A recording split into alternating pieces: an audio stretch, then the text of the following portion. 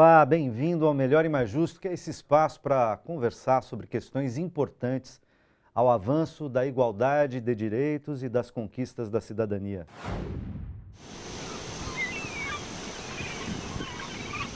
No limite entre a água e a terra, na fronteira entre o horror e a salvação, na linha onde as ondas acabam, o corpo sem vida de um menino. Aqui a esperança também chegou ao fim. A imagem chocante da criança síria encontrada no litoral da Turquia circulou o mundo e se transformou em símbolo da chamada crise dos imigrantes na Europa. Há um erro enorme aqui. Não são imigrantes, são foragidos. Fogem da guerra, do terrorismo, da fome. Fogem do drama que assola seus países de origem.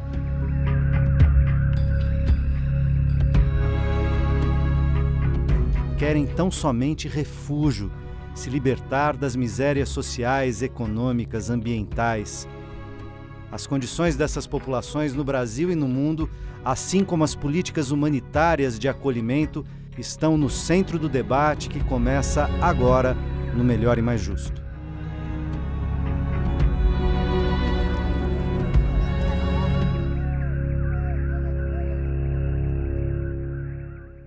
Para falar sobre esse assunto, temos a honra de receber Massar Sarr, secretário-geral da Associação Senegalesa de São Paulo, e José Blany Sala, professor adjunto e membro permanente do Programa de Pós-Graduação em Ciências Humanas e Sociais da Universidade Federal do ABC. Bem-vindos. Obrigado. A nossa equipe se questionou se deveria ter colocado a imagem do garoto sírio Aylan Kurdi, que apareceu no VT de abertura, menino de 3 anos, porque ele se afogou após sua família tentar fazer a travessia por mar para a Turquia. Mas a gente entendeu que deveria colocar a imagem. Não se trata aqui de sensacionalismo. O fato em si, tão chocante, que traz, no entanto, traz capacidade para gerar respostas institucionais, governamentais ou sociais. Respostas tão necessárias. É disso que depende o futuro de cerca de 300 mil pessoas que, segundo dados da Organização das Nações Unidas, desde o início do ano, tentaram chegar à Europa através do mar Mediterrâneo. Mais de 2.500 morreram no caminho. Para começar, eu gostaria que vocês elencassem as causas dessa fuga em massa para a Europa, sobretudo. Uma fuga vinda do Oriente Médio ou da África. De novo, bem-vindos. Blany, como explicar essa fuga em massa para a Europa, atualmente pelo Mediterrâneo? Talvez a maior fuga desde a Segunda Guerra Mundial. Desde a Segunda Guerra Mundial, provavelmente. A explicação é, de um lado, os conflitos no Oriente Médio e, de outro lado, além dos conflitos, a miséria e os problemas econômicos, ambientais da África, agora já não mais a África, norte da África, mas a África subsaariana, como é o caso de Camarões, Senegal, Congo, etc. Eu entendo que é por conta disso. São essas as razões fundamentais. São essas hoje as razões fundamentais. O conflito da Síria, que começou depois de uma série de outros conflitos no Egito, na Líbia, né? É um conflito que acabou, digamos assim, assentando e não parece ter uma solução a curto prazo. Há muitas componentes que o tornam cada vez mais complexo e que geraram esse deslocamento de pessoas. E aí a perda total de esperança de uma parcela da população, pelo menos, de que o conflito se resolva num tempo mais breve, é que faz com que elas, inclusive, arrisquem a vida e a vida de cada um e dos seus familiares, como a gente viu do Aylan e de outras crianças, para fazer travessias, muitas vezes, em situações as mais precárias, por exemplo, pelo Mediterrâneo. Né? É isso mesmo. É isso mesmo. Algumas famílias completas, outras incompletas. Pensa que nos campos de refugiados do Líbano e da Jordânia e da Turquia, há muitas mães com crianças, avós, não é? Também com os netos, que lá não vem perspectiva nenhuma, começam a passar fome e tomam a decisão de sair, né? De sair de lá. Massá, entra na conversa e eu queria, você primeiro viveu a situação de ser um refugiado, de sair do Senegal, de chegar no Brasil, você me contava em 2008, né? 2007 ou 2008? 2008. E aqui, inclusive, se engajar, né? Se juntar à luta para receber os refugiados e lutar por condições dignas de vida, de trabalho dos refugiados do Senegal, mas imagino que de todos que chegam no Brasil. Como é que você vê essa situação e esse forte fluxo migratório para a Europa hoje e para vários países do mundo, entre eles o Brasil? Boa noite, eu estou agradecendo o TVT pela oportunidade para convidar a gente aqui para debater sobre esse assunto que eu acho o mundo inteiro está falando. É um assunto que eu estou falando que as poderes, as países poderosos que trabalhava sobre esse assunto faz muito tempo. Por quê? Estou falando, como exemplo, só vou pegar um exemplo. Na África, muita pessoa está falando que a África é um país muito pobre. Não, a África foi a pobre para os países poderosos. Por quê? Tudo que eles precisam, eles pegavam isso na África para se enriquecer. Agora, você está falando dos colonizadores europeus, os países poderosos que foram lá, exploraram as riquezas das muitas nações africanas. Porque se eles pagavam os preços que a gente precisava, não vai precisar ajuda humanitária para ninguém. Porque eles pegavam, por exemplo, só vou dar um exemplo, eles pegavam uma coisa que custava R$1.000, eles compravam para 5 centavos. Olha essa diferença que eu estou explicando. Por isso está acontecendo essas coisas.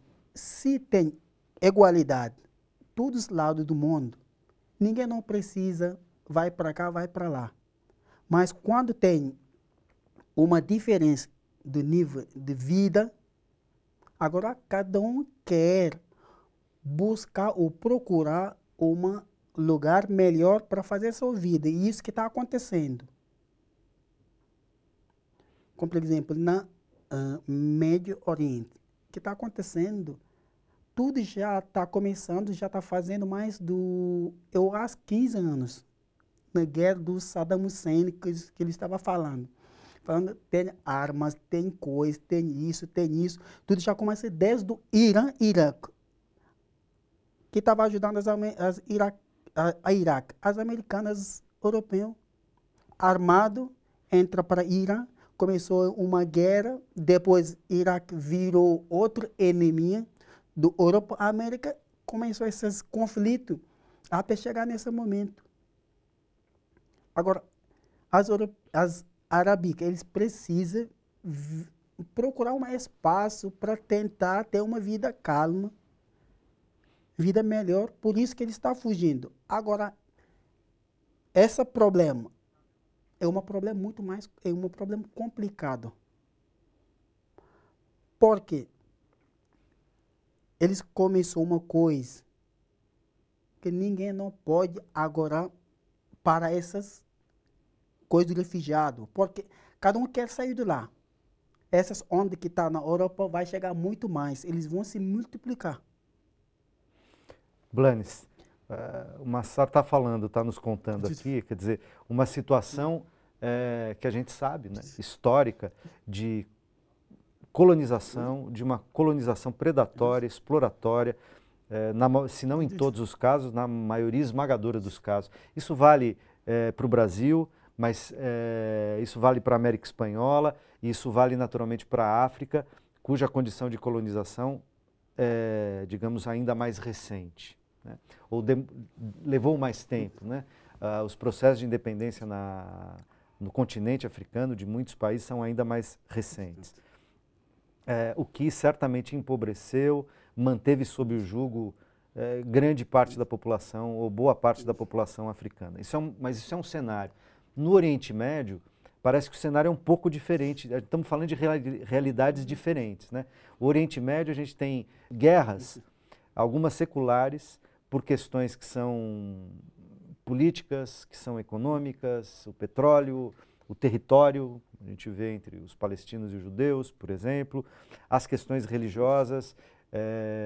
Você tem ali uma geopolítica, digamos, bastante complicada. Como demarcar as semelhanças e as diferenças entre essas várias situações? Com relação às migrações oriundas da África, elas, como muito bem ele lembrou, não é de hoje. Elas já vêm acontecendo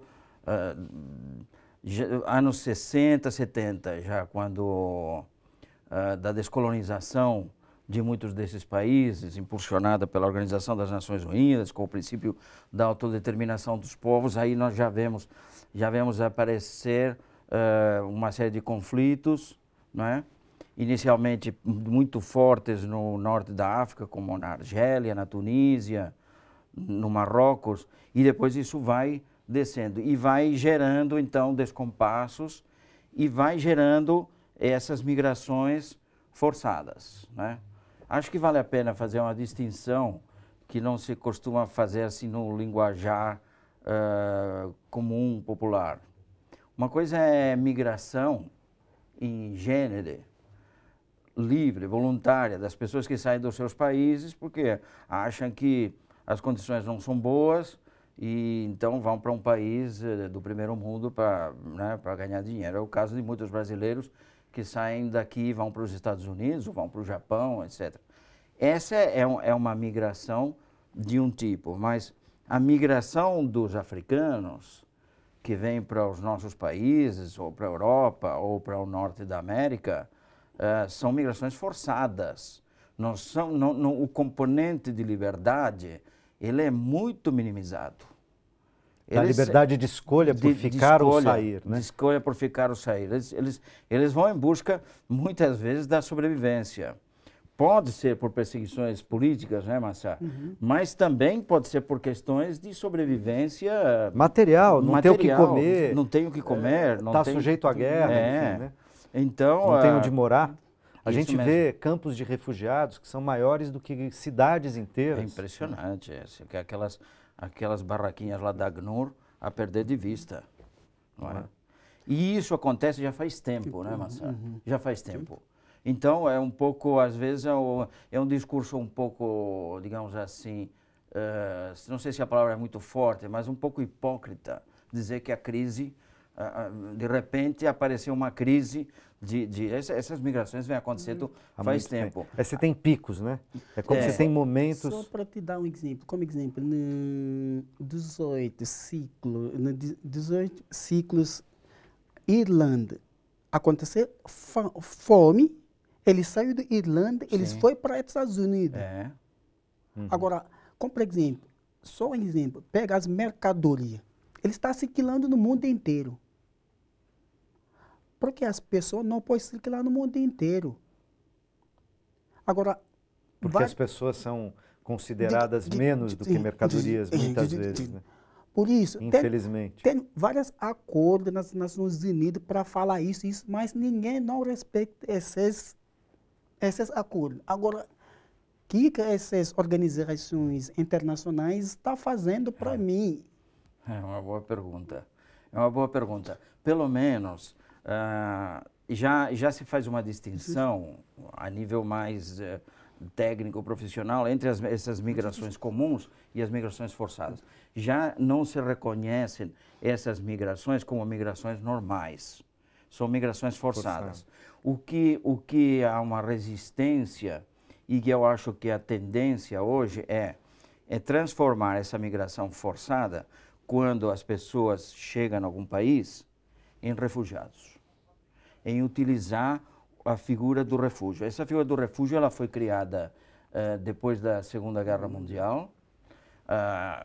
Atingiu, digamos assim, a sua cristalização com a Convenção de Genebra de 1951 e depois sofreu, inclusive, uma ampliação em 1967 com um protocolo internacional. Para quê? Para que essas pessoas que se deslocam, seja por perseguições ou seja por motivos alheios à sua vontade, possam ser acolhidas não de qualquer forma, mas como refugiados. Como refugiados. Quer dizer que o Estado que o recebe, ele se compromete a obedecer um princípio jurídico muito interessante que tem o nome em francês, porque foram alguns juristas franceses que o propuseram, o non-refoulement. Ou seja, não podemos mandar de volta, não podemos rejeitar, a não rejeição dessas pessoas, não é? Então, a Organização das Nações Unidas, principalmente através do Alto Comissariado dos Refugiados, está tentando trabalhar essa ideia com esses países que, muitos deles, embora tenham assinado aquela velha Convenção de 1951, ainda não, digamos assim, perceberam como os países têm lidado com isso e como a população civil dos países, de alguns países, tem reagido nesse momento, é o que a gente vai continuar conversando, mas no próximo bloco a gente já volta.